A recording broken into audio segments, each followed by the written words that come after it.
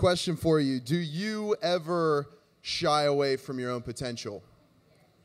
Have you ever been afraid of your own dreams, or perhaps other people seeing you pursue them? Do you ever hide who you are out of fear? My name's James, and I started a startup here in town called Text Request. And last fall, I had the opportunity to go to a place called New York for Tech Week New York's startup pitch competition. I had a buddy's couch to crash on, and I had some Cliff Bars, and I had a team back home that believed in me. So day one, I stood at this high-top table in the Metropolitan Pavilion, and I pitched for 8 straight hours. I pitched until I was hoarse, and at the end of the day, they called us all up to say the top 15 teams that would make it to the next day. Wouldn't be a good story if we didn't make it. So we did make the cut. I would have the chance to pitch from this stage in front of the masses and share our vision. There was going to be a panel of venture capitalists, business moguls. Obviously, there was going to be the public, and because it was 2015, it was going to be live streamed around the world. So to prepare for this, I pitched my team the day before I left, and it sounded something like this. Hello, my name is James Dawson, and one of the co-founders of Text Request. They were loving in their response, but they said, James, what was that? We need to hear you, the real you. We can't hear the radio, James. You need to get up on the stage and tell them our vision, and they need to hear your passion and your fire. They need to hear the real you. I'm thinking to myself, what? How do I show someone the real me? Well, the night before my pitch, I decided to try.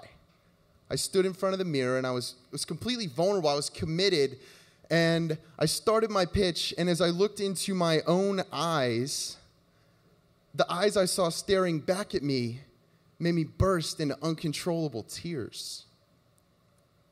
It was as if I had locked eyes with myself as a child. I saw these big blue eyes filled with hope, bursting with joy. There was no pain. There was no fear.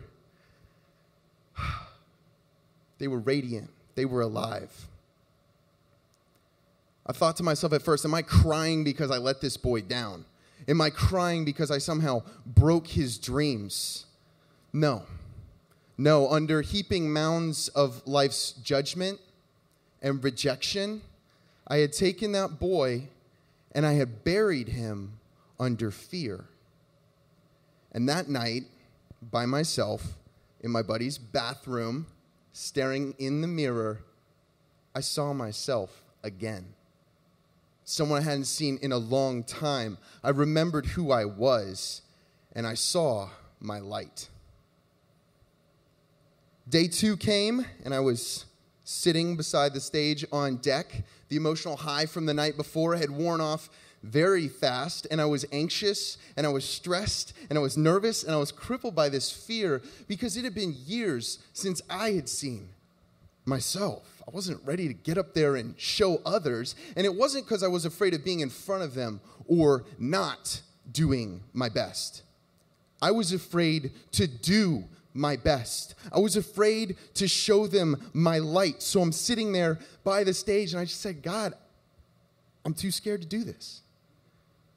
I felt a voice say to me, James, my son, be strong, be courageous. So they called me up, and I took the center of the stage, and I gave it everything I had. And I'll tell you guys right now, I have absolutely no idea what I said. And I have no idea what they thought of it either. That experience for me was not about being perfect. That experience for me was about me being me. And in that moment, when I stepped off the stage, I was alive. I was electric. My experience in New York changed me. It did not magically dissolve my fears, but it clearly identified them, and it reminded me I can face them. It reminded me who I am, and the person that I am is someone who truly loves people. I love people. I love all of you people, even the ones I don't know, which is like 10 of you. I'm really glad you're all here tonight. I have a passion for encouraging people. I have a passion for connecting with people. And I'm glad to be able to do that tonight through this story. The truth is, we all have fears that limit us from truly living, and we need to have the courage to face them. Nelson Mandela said it best. Our deepest fear is not that we are inadequate. Our deepest fear is that we are powerful beyond measure. It is our light and not our darkness that most frightens us. We ask ourselves, who am I to be brilliant or gorgeous or talented or fabulous? Actually, who are you not to be? You are a child of God. And you're playing small. It doesn't serve the world. There's nothing enlightened about shrinking so that other people feel more comfortable around you. No, we were all meant to shine as children do. We were born to manifest the glory of God that is within us. And it's not just in some of us. It's in all of us. And as we let our own light shine, we unconsciously give others permission to do the same. There's been so much darkness in the world that people need to show light.